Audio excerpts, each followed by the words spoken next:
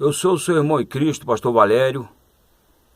Vou ler algumas frases aqui na Bíblia para trazer como fundamento para este tema, nesta pequena reflexão. O arrebatamento da igreja. Primeira passagem se encontra em Apocalipse 3:20, quer dizer, 3:10. Porque guardaste a palavra da minha perseverança, também eu te guardarei da hora da provação que há de vir sobre todo mundo, para experimentar os que habitam sobre a terra. 1 Tessalonicenses 4:16-17 diz o seguinte: porquanto o Senhor mesmo, dada a sua palavra de ordem, ouvida a voz do arcanjo e ressoada a trombeta de Deus, descerá dos céus. E os mortos em Cristo ressuscitarão primeiro, depois nós, os vivos, os que ficarmos, seremos arrebatados juntamente com eles, entre nuvens, para o encontro do Senhor nos ares, e assim estaremos para sempre com o Senhor.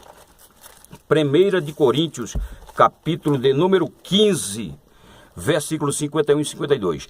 Eis que vos digo um mistério, nem todos dormiremos, mas transformados seremos todos, no momento, no abrir e fechar de olhos, ao soar da última trombeta. A trombeta soará, os mortos ressuscitarão incorruptíveis e nós seremos transformados. Para concluir, 2 de Coríntios 13, versículo 1. Esta é a terceira vez que vou ter convosco, por boca de 2 ou 3 testemunhas. Toda a questão será decidida.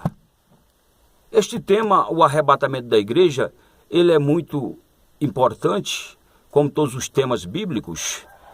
Este, em especial, exatamente porque nós estamos vivendo dias em que nós imaginamos que Jesus está às portas.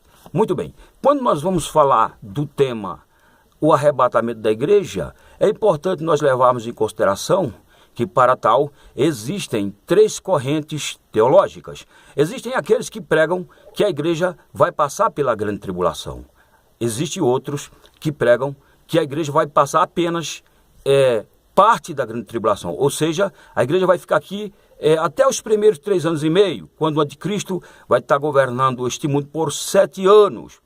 E existem ainda aqueles que creem que a igreja de Jesus Cristo não passará pela grande tribulação. Eu me incluo entre esses que creem que Jesus Cristo não passará pela grande tribulação.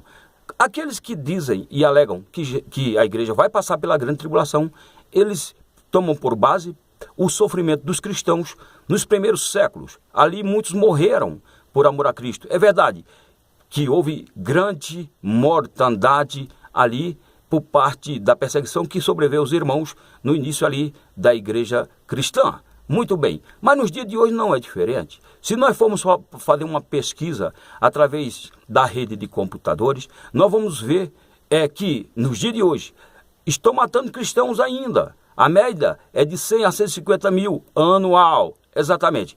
Cristãos que estão sendo mortos em países onde o sistema de governo não permite que o evangelho seja pregado de forma livre. E os irmãos, por conta disso, muitos estão sendo torturados, presos e mortos. Quer dizer que a mesma tribulação que havia nos primeiros séculos continua havendo também nos dias de hoje, em pleno século XXI. Mas quando a Bíblia fala da grande tribulação, a grande tribulação é algo que vai além das tribulações que têm acontecido sobre os filhos de Deus no decorrer da história. Exatamente.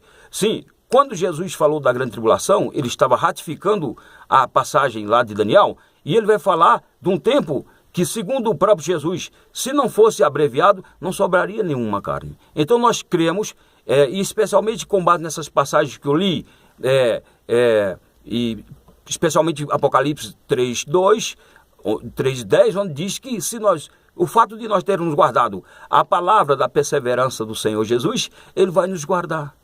Por isso, querido, a alerta de Deus para nós é esta: a única coisa que nós temos hoje é a palavra de Deus. Aliás, desde os dias de Jesus Cristo, a única coisa que nós temos é a palavra dele. O salmista já falava isso lá no Salmo 119, versículo 11. Guardei a tua palavra no meu coração, para não pecar contra ti. O Apocalipse nos faz um alerta dizendo: guarda o que tu tens, para que ninguém tome a tua coroa. A única coisa que nós temos na vida é a palavra. A palavra tem nome, é o verbo de Deus. Jesus, a palavra personificada, que se humanizou e hoje ele habita em nós. Apocalipse 3:20 diz o seguinte: eu estou à porta e bato. Se alguém ouvir a minha voz e abrir a porta, entrarei em sua casa, cearei com ele e ele comigo. Portanto, eu respeito a cada linha de pensamento, cada corrente teológica, mas eu prefiro me ater e ficar com esta que diz que a igreja não passará pela grande tribulação.